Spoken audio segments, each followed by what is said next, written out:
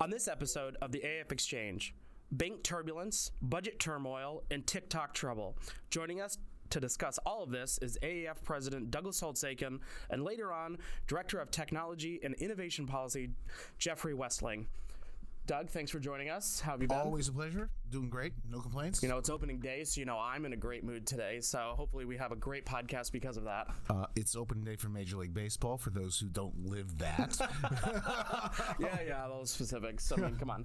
It's the Red Sox haven't lost yet, so I still feel like, got some hope for the season. Yeah, well, the Pirates just peaked in the standings too, so. All right, let's jump into things. Doug, you're up first. As always, why don't you tell us what's on your mind? Well, we're going to talk bank turbulence, but what's on my mind is the sort of out of proportion call for additional law to regulate mid-sized banks. There is no evidence, zero, that this was a problem with the law. This was, Silicon Valley Bank was on the Fed's watch list. I mean, they had all sorts of problems. The Fed knew it. They had the authorities to deal with and didn't for reasons that remain unclear. And so I don't understand what the president's doing calling for new laws. I don't understand why there's this focus on 2018 fine-tuning that we saw. This is something that is clearly all politics and has nothing to do with the empirical realities. Yeah. Other than that, I'm good with it. Sounds about right. It just seems like this is just one of those calls to look like you're doing something and act like you're doing action. There's some things they should do, though. There should be a thorough investigation of the supervision of the Silicon Valley Bank, and it should be done by someone other than the Fed itself. I mean, the Fed's going to do that, and they might learn some lessons for themselves.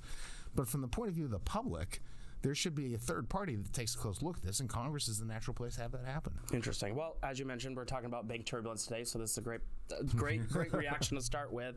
Let's jump into the latest on the banks.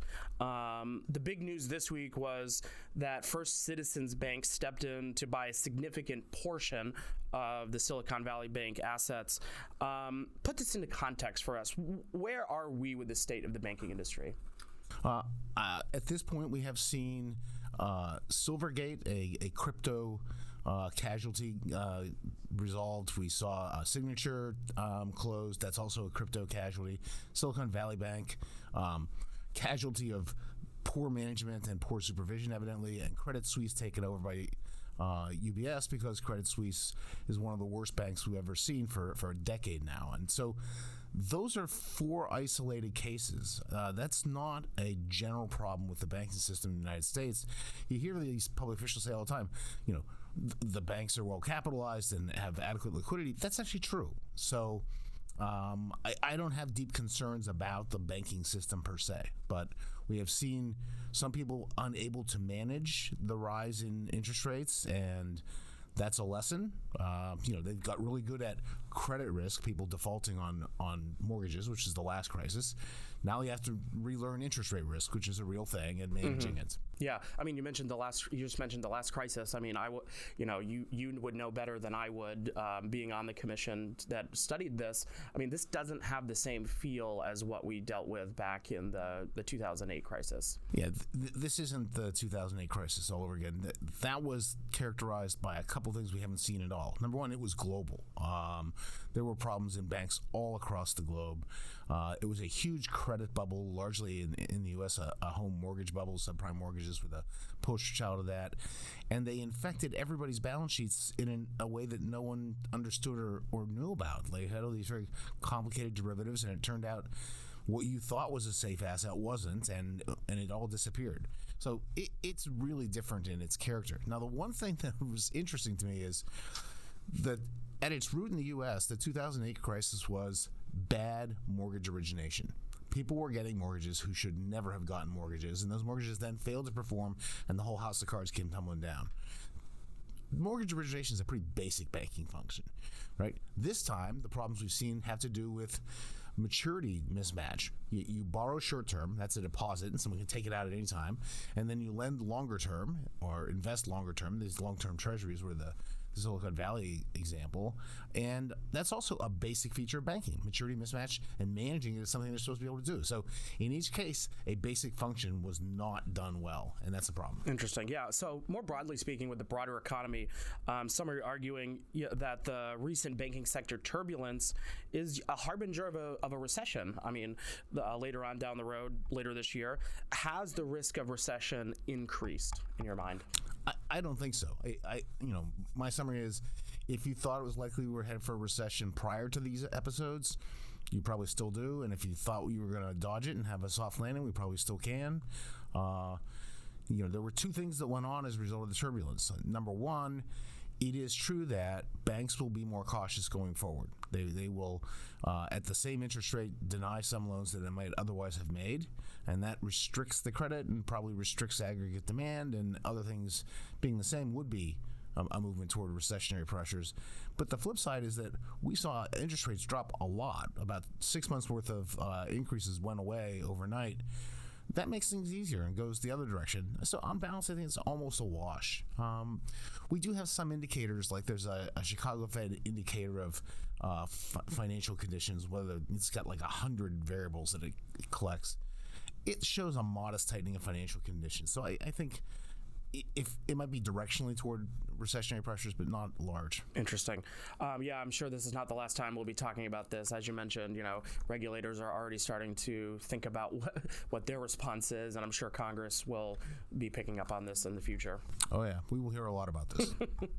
Let's turn to fiscal policy. Yesterday, the House Budget Committee held a hearing titled "The Fiscal State of the Union," which, for once actually sounds like something that, the Budget Committee should be looking at. Any good takeaways from this hearing? No real drama. I don't think we had a revelation. I think we had a reinforcement that, viewed from any number of perspectives, the federal budget's on an unsustainable trajectory, that we need to take major reforms as at the heart of fixing it, not nibbling at the edges with caps on discretionary spending, things like that. And then a lot of finger pointing about whose fault it is, right? All of this is George W. Bush's fault, and the eighth term of the 2001 tax cuts or something. I mean, you hear that. On the other side, you hear Republicans just complaining about the spending, but one of the things that they got asserted was, we just roll back to pre-pandemic levels, we'll solve this problem. And that's just not true. Going into the pandemic, we had an unsustainable federal budget situation. We then spent a lot of money and still have an unsustainable federal budget. So, there's some real work that needs to be done. Both sides need to get serious. Yeah, I mean, we're in the finger-pointing stage of this whole situation, but hopefully at some point we'll get to the educating the public, whether it comes through the campaign season, because we have tough decisions that we have to make ahead. The budget is going to come home to roost in 10 years at this point. So weirdly, we're in one of these situations where it's in no one's interest to do nothing, yet that's what we're doing, right? Republicans who are concerned about the rising debt and the headwinds that provides for growth want to take action and bring it down. Democrats who care deeply about social programs are doing nothing to shore up Medicare, which has got about 4 years of life in the Part A trust fund, or Social Security, which has a decade in its trust fund.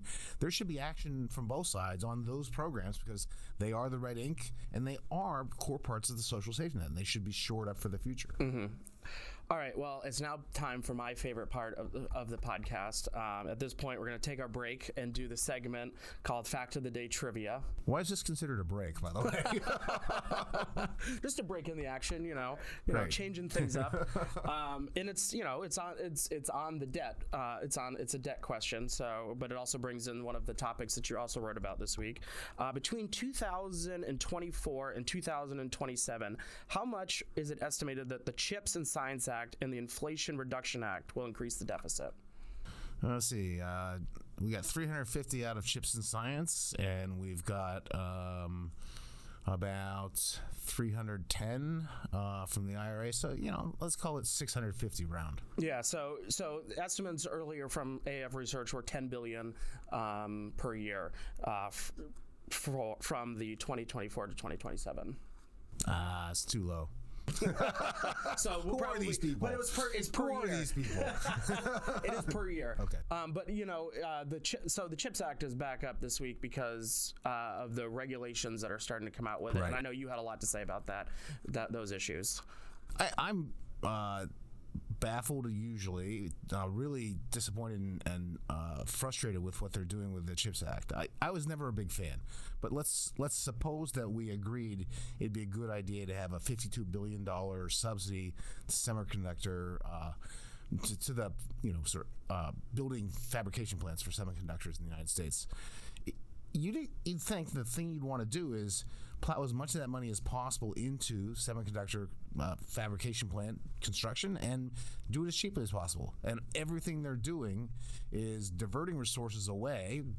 It's got to go to community groups of interest and sort of other people who are in the affected area.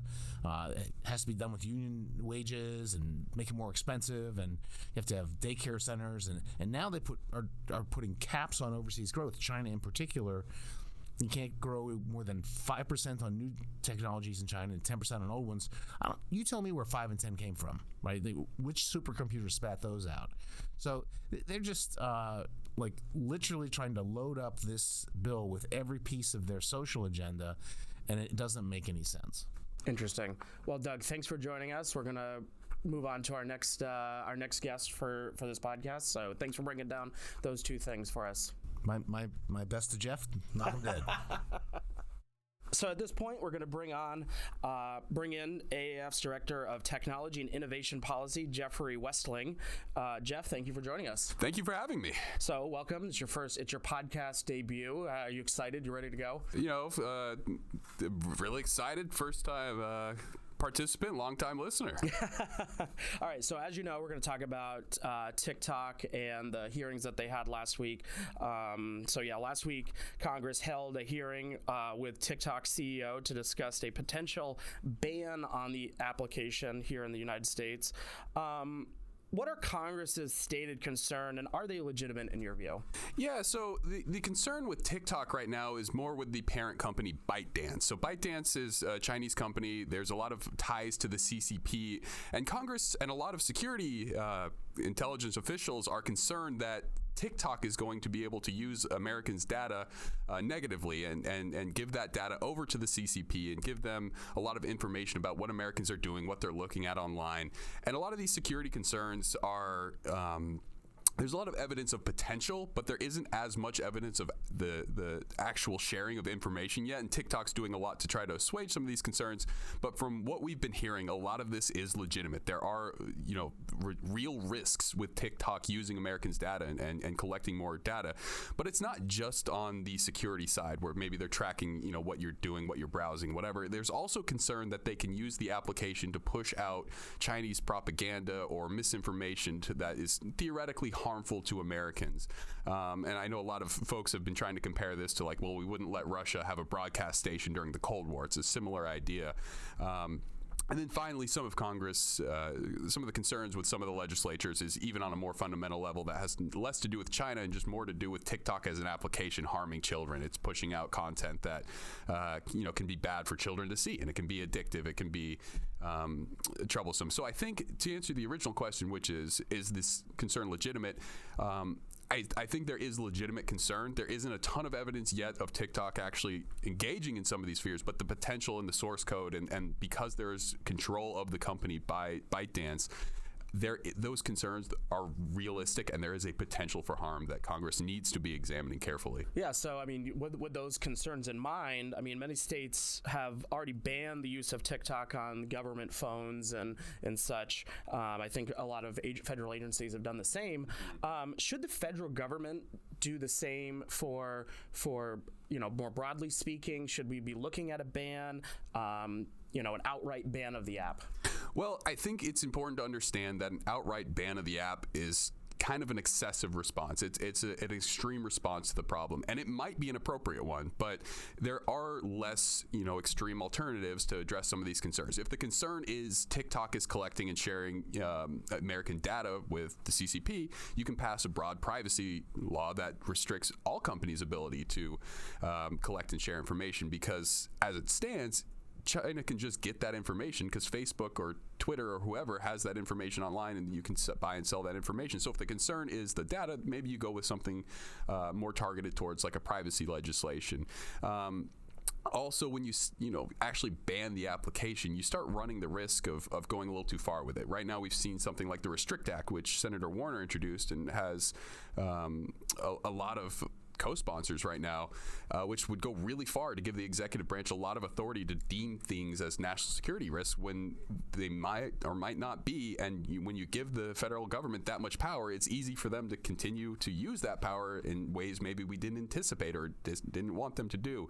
So I get a little concerned when that becomes the solution, when there might be less restrictive means to go after some of these things. And also, I mean, maybe we'll get into it a little bit more, but there's also the First Amendment concerns in that we've got a lot of Americans who use TikTok, right? And they share their content with their friends, their family, their communities. And when you take away that app, you're taking away an avenue to get that speech out. So there's a lot of constitutional concerns with it as well. Yeah. So break that down a little bit, Marty. Let's get into it a little bit more. Yeah, sure. What are those First Amendment concerns? Yeah, so it's a little twofold. On the one hand, you do have TikTok, which the subsidiary, it has First Amendment rights itself, right? Like it can put content out, and if you are Congress, you don't like the content they're pushing, there's a First Amendment concern with saying, okay, we don't like the content, you can't do that. Doesn't mean you can't do it. It just means you have to have compelling government interest, and this is a necessary means to achieve that interest. I don't know if it's necessary to achieve those interests, right? You can theoretically find other ways of mitigating some of these harms without an outright ban.